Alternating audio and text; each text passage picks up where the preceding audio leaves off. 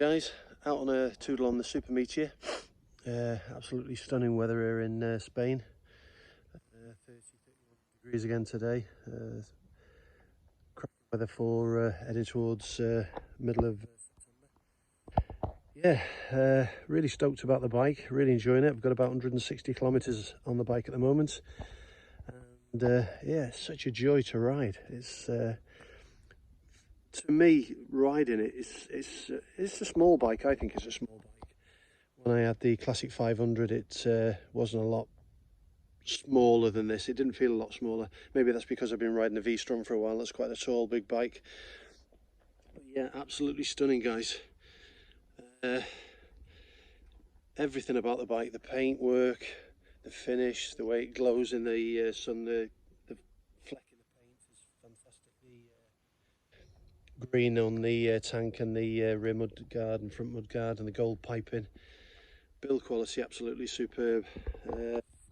The frame, as I've said in a previous video, all the frame is powder coated, but in this light now it almost glistens as if it's got a fleck in that metallic fleck in the paintwork. And the fit and finish on the bike is amazing. The gearbox with the slipper clutch is super smooth, very easy to ride. It's surprising really, once you're pushing the bike around, when you park it up and you're pushing it around. It's a heavy lump of a bike. It is 240 kilos with a tank of juice in it, and you really do feel like if you're pushing it back up a slight incline or you're manoeuvring it in a short space to get it round in a garage, it's a heavy lump of a bike. But once you get it moving, it's so light, it almost feels like you're riding maybe a 350 or something smaller. It certainly doesn't feel its weight at 240 kilos.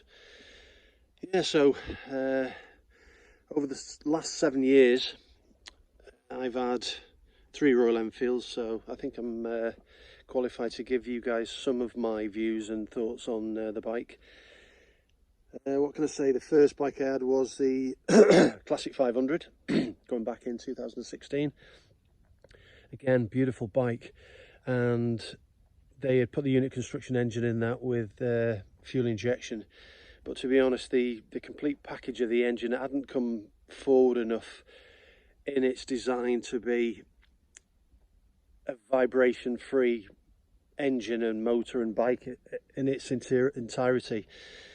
When you used to ride the 500, you definitely noticed that you were short on power.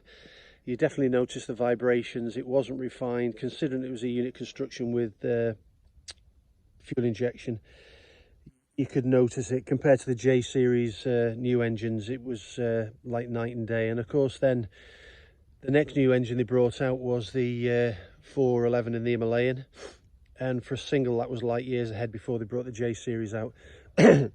Again, a really nice bike to ride compared to the early 500.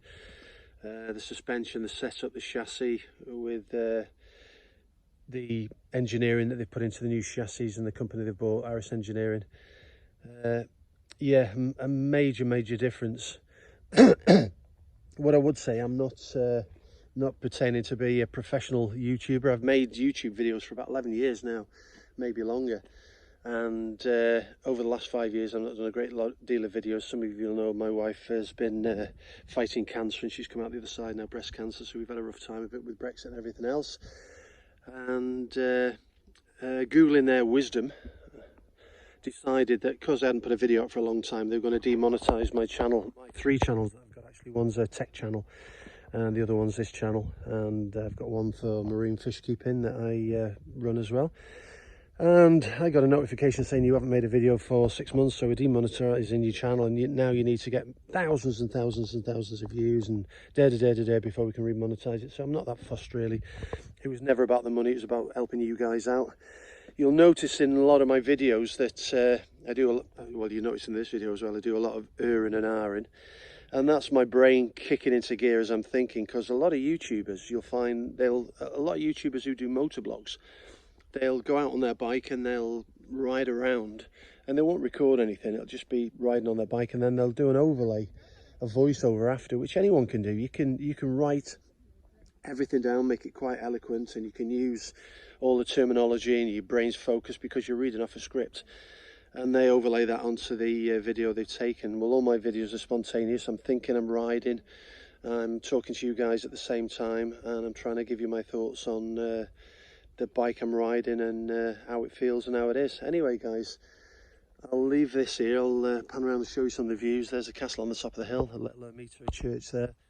It's a beautiful ride I come on, maybe 30, 45 mile round trip from our house, round the campo, around the mountains, down through a couple of towns and then back up. So I'm trying to put some mileage on the Super Meteor at the moment, just to get its running done. So I'm just tootling around at the moment, but really enjoying it. And I'll make a few videos and get them out to you soon. Thanks for watching. Cheers guys.